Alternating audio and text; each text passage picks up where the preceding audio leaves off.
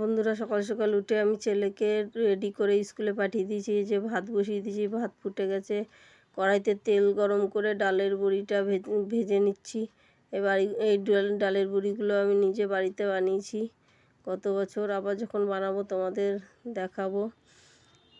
বড়িটা তুলে নিয়েছি। এবার ওই তেলেই ফোড়ন দিয়ে দিলাম। আর সবজিগুলো কেটে নিয়েছি, পেঁপে, আলু, শিম, বেগুন দিয়ে লবণ দিয়ে ভালো করে ভাজা করে নিচ্ছি। কাঁচা লঙ্কাও দিয়ে দিয়েছি এর মধ্যে।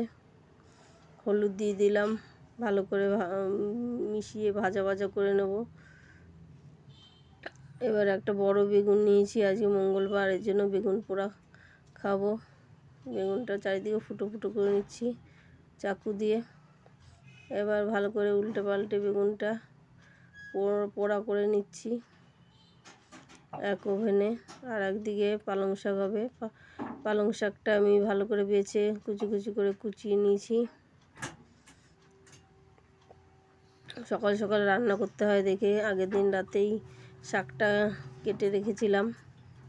সকালবেলা উঠে শুধু ধুয়ে নিয়েছি। আর সবজিগুলো সকালে কেটেছি। এই যে সবজিগুলো ভাজা হয়ে গেছে। এবার পালং শাকগুলো দিয়ে দিলাম, দিয়ে ঢাকা দিয়ে রাখলাম যাতে একটু জল বেরোয়। এদিকে দেখো বেগুনটা আমি পুড়িয়ে নিচ্ছি ভালো করে, যেদিকে কাঁচা আছে সেদিক করে উল্টে পাল্টে। দেখো বেগুন পোড়াটা হয়ে গেছে। এবার শাকটা দেখো জল ছেড়ে গেছে। এবার ভালো করে মিশিয়ে নিচ্ছি। শাকটা ভালো করে মিশিয়ে নিচ্ছি। ওই দেখো আমার ছেলে চলে এসছে স্কুল থেকে, ব্যাগ রেখে দিল গেটের সামনেই। এই যে বসে পড়লো। এবার বক করতে শুরু করবে। এই যে শাকটা নাড়াচ্ছি, ভালো করে মিশিয়ে নিচ্ছি। এর মধ্যে আর কোনো এক্সট্রা জল দেবো না। এই যে শাক দিয়ে যা জল বেরোবে ঢাকা দিয়ে রান্নাটা করে নেব।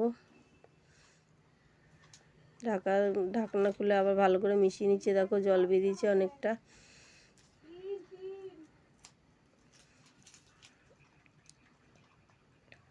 এবার ডালের বড়িগুলো দিয়ে দিচ্ছি। যেহেতু বাড়ির বানানো ডালের বড়ি, এই জন্য একটু আগেই দিতে হবে।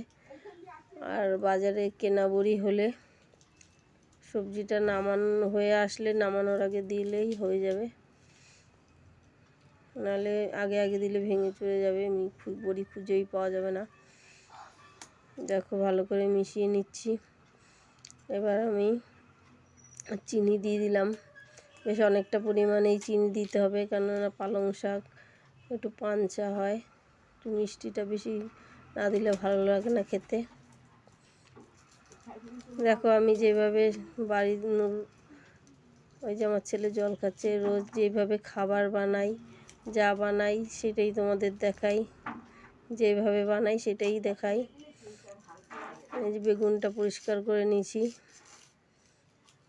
শাকটা দেখো খুব সুন্দর মাখা হয়ে গেছে। এর মধ্যে আর কিচ্ছু দিইনি,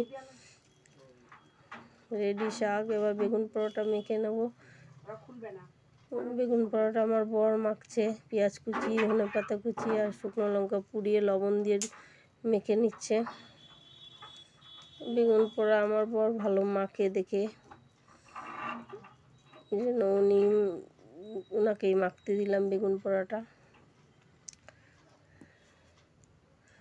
দেখো ভালো করে মেখে নিচ্ছে।